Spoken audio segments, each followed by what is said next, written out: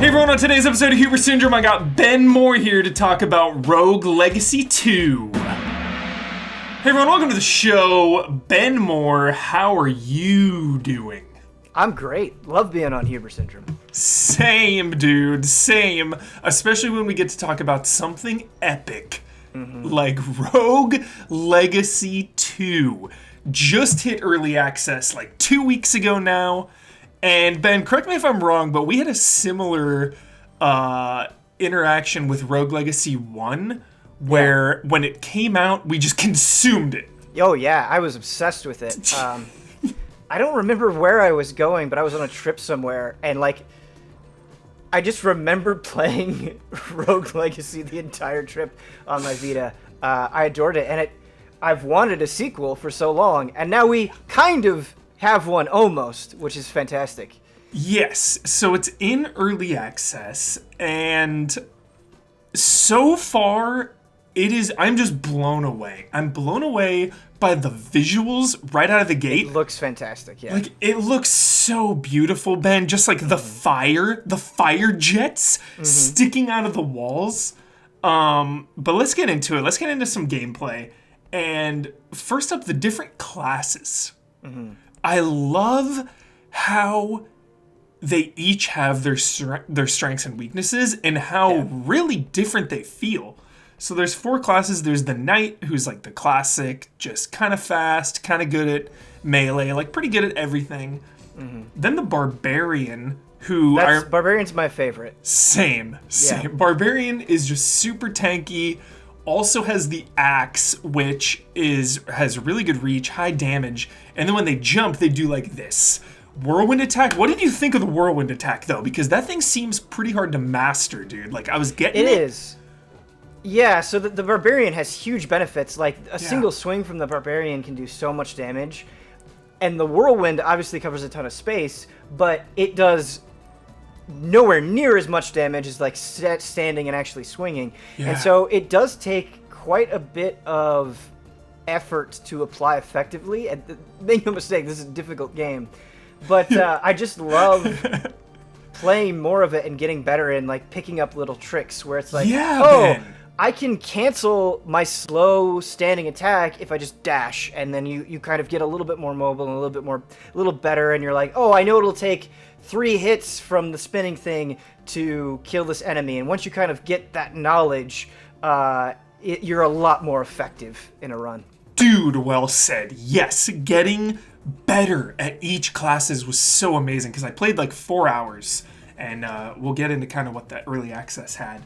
But then there's also the Archer, which I didn't use that much because obviously range fill. The Archer is really difficult because... Really hard because they stand there. Well, and then when you jump, you like shoot back. And so that's really difficult to master as well. Yeah, and then of course the strengths and weaknesses, there were times when like you could just stand there and there's all those melee enemies and you're like, all right, I'm not in any danger whatsoever. Take them out. Right. It'll be interesting to see how Jones handles that class. Yeah, it was just a muscle memory thing, and this game has so many different ways to encourage you to do different classes and styles because everybody has their own traits, and you get more gold if you take on more negative traits, which we can get into. It's a classic Rogue Legacy thing. But that incentive kind of fought against my muscle memory, where I spent so much time playing the Knight and especially the Barbarian that I would almost always go for them.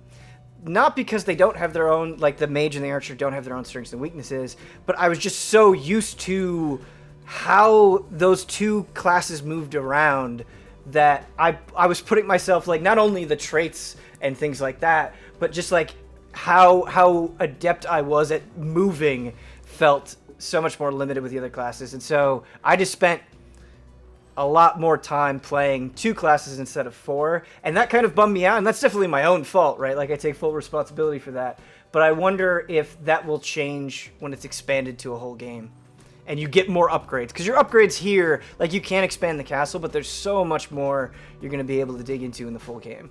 Totally. If they get better utility to kind of deal with enemies, because they're, I noticed the Mage, the secondary attack was like pretty good, but not like the barbarian and the knight also had really cool secondary attacks. Like I remember our barbarian once had like a kamehameha, and then I had like a dot effect where I could like flame someone. So it seemed like just as good. Obviously they don't have as much mana, but But yeah, the sorcerer too.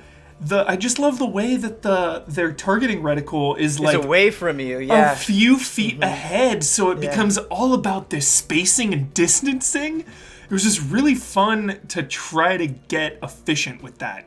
Yeah, absolutely. It's the kind of game where, like, you know, at the end of early access, outside of that like ridiculous second area that's like so far beyond your capabilities. Dude, man, I got there, died in a second. I'll show the footage right now. I entered and died. And the developers are like, listen, like, this is just for fun. It's like super hard. You know, we'll even this out. But basically, you know, they have one major area in early access right now. They're going to be adding a second biome, not too far away from now. But even getting, like, I'm at a point, like, I was playing it today in preparation for this as well. Nice. And even though, like, I'm pretty much out of things to do, like, there's like a couple more upgrades I can get. Every time I play it, I'm having a good time, right? Yeah, and that's what's most important. Like, it's just, it feels so good. The randomly generated nature of it, like, really, it's such a, like, back of the box marketing point to say, but truly every time I play it, it feels different in a meaningful way, where it's like, oh, I've never seen like a room quite like this before, or like where they're placing enemies, I've never seen it quite like this before. On top of just how tight the controls are, like I'm just having a blast. I'm upset that there isn't more, not because like I'm mad at the devs or anything. I just want to play more. Same, dude. I'm like chomping at the bit. So much to unpack. So early access. Part of me was like, you know, I have this weird love-hate with early access, and it's like I'm waiting on Hades, and I think having a story for early access is huge. Like, waiting for the story to be complete. Rogue Legacy has a story, and it seems like there's cool lore going on with the boss and everything, but it's not the main focus. So I was like, okay, like I'll hop in because it's more about the gameplay rather than the story. And they have a cool countdown as well. It's like the next biome is in like 40-something days, so that's really nice to know. They say like how many updates they've done in early access, like right on the main page, and so it feels like they're being, you know, they're communicating very well with people, like what we're gonna do when we're gonna do it, for sure. Yeah, and then just like you said, every time you play it's so fun, and it's like, maybe if I just treat this like it's a gift every 2 months. Like, okay, beat the biome and then put it down until the next one. And then it can kind of be this gift that keeps on giving. Because the first one, like you said, we beat that thing in a weekend. Just like it completely devoured it. Right. So what do you think about just the early access nature? It's a blessing and a curse, right? Because a huge part of me wants to repeat the process of Rogue Legacy 1 and just consume it. For multiple reasons. One, it's just a fun way to play that game. But two, like, this game is so hard that, like, obviously, you know, waiting 2 months to play or whatever, I don't know the exact date, unfortunately, whenever the next major update is, like, this is the first area, and it was still super hard. Like, that boss, you know, definitely took me several tries. Like, I can't imagine what the later areas are going to be. And so it's going to be awkward, I think, coming back and being like, oh, okay, I got to kind of get my sea legs again, rather than just being able to, you know, consume it and have your skills freshened up. So that worries me a little bit. Like, that's a good point. Having to relearn the game every so often, but the way that it is structured kind of helps with that anyway. I mean, you do get so many upgrades, and like you're going through areas to kind of get to later ones, and so there's kind of a natural like acclimation process already. Yeah, but it is something to think about. Nice. For sure. Blessing and a curse. Early Yeah. access. Okay, then we didn't talk about the kick hop. Yeah. Another move that just felt so good to start mastering, Ben. Like Right. right out of the gate, I was always on the ground, planting myself, not really using it. Sometimes I would use it if I would land on like bramble spikes or something. Then I Right. started hopping on enemies and dashing all around. There's this move where if you attack and down or you push left bumper, it's kind of like you can juggle yourself. So you can juggle yourself unlimited on enemies and just kind of Yeah. bounce through the environment quite a bit. I really liked that move. And I'm wondering if there's Yeah. going to be more moves like that or if it's just tied to like heirlooms and stuff. It's definitely risky in a cool way. It actually has kind Yeah. of like a pretty wide like horizontal range, which is nice, but it does bounce you up enough, and there are so many projectiles that I definitely like. It's easy to get yourself into trouble with it. Yeah. I probably didn't use it as much as I should have. Same. For sure. Same. But I really love the addition of heirlooms. Heirlooms and relics. So relics are items you can find on a specific run, and they can do things like you trade your health, your maximum health, for a ring maybe that can bring you back to life with a little bit of health. Was kind of the one I focused on. There was another one where you trade your health and you get this rock where every 5th hit deals more damage. So those are relics. Finding those is freaking awesome.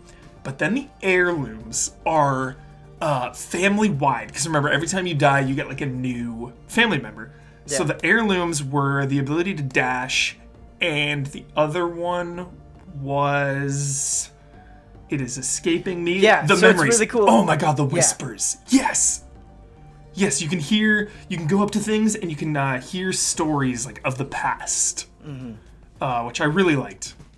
Yeah, it's super cool because looking at the Steam page, they were talking about how they wanted the game to feel a little bit more Metroidvania than 1 did, and that makes a lot of sense because 1, while a fantastic game, a lot of it was just sort of dexterity based, where it's like, okay, you just got to get good at killing enemies and like moving around quickly.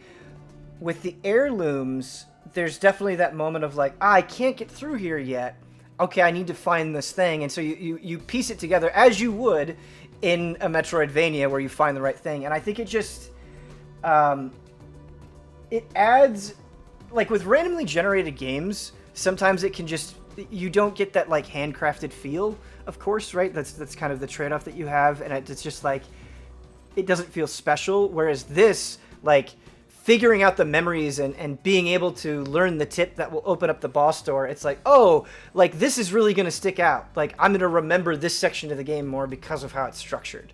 Yeah. And so, yeah, I think it just helps the level design, really. Totally. And I just love like getting a permanent upgrade as well. There's gear as well, which I didn't even realize was like once you get it, you get it. You can find chests that you can give to the blacksmith. You can find, again, the rune recipes to give to the girl in the hut. Some of those were like you just earn more gold. The gear was just permanent stat bonuses, like helmets, swords, capes. So there's just so much to get on an individual run, but then also so many things that will carry on forever. So just that addiction is there, Ben. I'm so blown away and addicted at the progression of this game, just from every aspect. Yeah, and it's really cool because I think like once you find a boss and you're trying to take down a boss, it's like, okay, I'm gonna try to just always pick the strongest character, like, you know, with the lowest amount of downsides. But there are just things like as you're upgrading your castle where it's like, okay, we're going to give you even more gold if you do somebody with a negative trait. And so Yeah. I love the push there to try to get you into less favorable situations, or when you're dealt a bad hand, you know, there is some benefit to it. The traits are so funny. There's one that like censored enemies. The funniest, craziest one I got was it looked like a Game Boy, regular Game Boy, Yep. upside down. Oh, nice. So it was out of control. It was like a 30 or 40% gold bonus, maybe even more than that, maybe like 70%. So I was getting a ton of gold, but it was so hard, and it just changed the game completely. Yeah, there was a really beneficial one that I got today that I hadn't seen before, where, and I don't remember if this was in the first game or not, but your entire character was like a black shroud, but you had a Whoa. little tiny heart, and you only took damage if you got hit in the heart. And so it Dude. was like the shmup rules basically, where they have to hit the center of you in order for you to take damage. And I was like, oh, that's really neat. But you Dude. had 25% less health, so when you did okay. get hit, it mattered more, which was neat. That's so odd. There were so many traits in just the 4 hours, and they're obviously going to add so many more. So I was just really surprised because, like, I really like too. Mortal Shell just kind of did this too, where it's like you have to use the character with the trait first to know what it is in the future. So it encourages you, like, oh, these are question marks. Let me just pick these and see what they are. Yeah, it's a good way of, I think, fighting against that kind of player inclination of like, no, I don't want to do that. Of course I don't. And so, like, it's nice when they're like, hey, try it out. We'll give you some gold. There are some, though, where I just can't do this. Like, when it's upside down, I can't play. It was so I can't play hard. the game. Yeah. It just feels like a brick wall where it's like, yeah, this run's not going to go well. Yeah. So that does happen.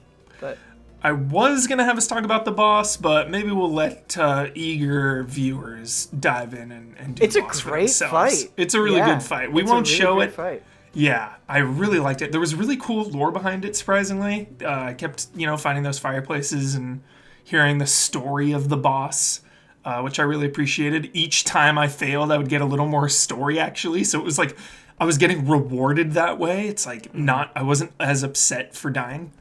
But yeah, it took me like 6 or 7 tries, Ben. Same as you. You said it took you a couple times. Like, yeah, I don't remember how many tries it took me, but it definitely took me a bit. It was a hump for sure. Yeah.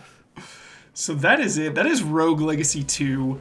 We are still probably a ways off. There's only like 1.25 biomes, it feels like right now. Right. The next one is in 40 some odd days by the time you watch this video. So I'm guessing probably a 2021 release. But Ben Moore, thank you so much for joining me. Rogue Legacy 2, cannot wait. We will be probably checking in maybe every couple big updates. We'll have a Rogue Legacy 2 check-in. What do you say? Yeah. Somehow, some way, I hope this game comes up again. For sure. Thanks a lot, Ben.